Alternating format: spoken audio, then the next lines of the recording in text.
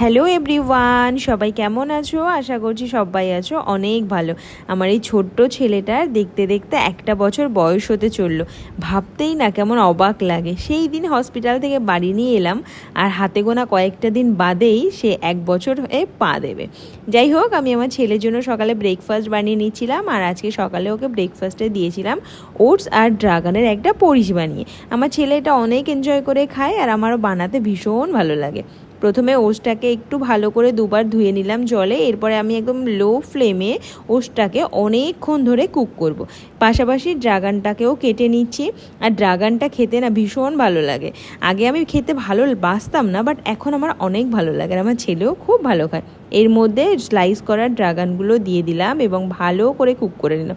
হয়ে গেল আমাদের ওটস আর ড্রাগনের পরিচ। আর এটা টেস্টের জন্য 1 স্কুপ মতো ফর্মুলা মিল্কের মধ্যে মিশিয়েছিলাম।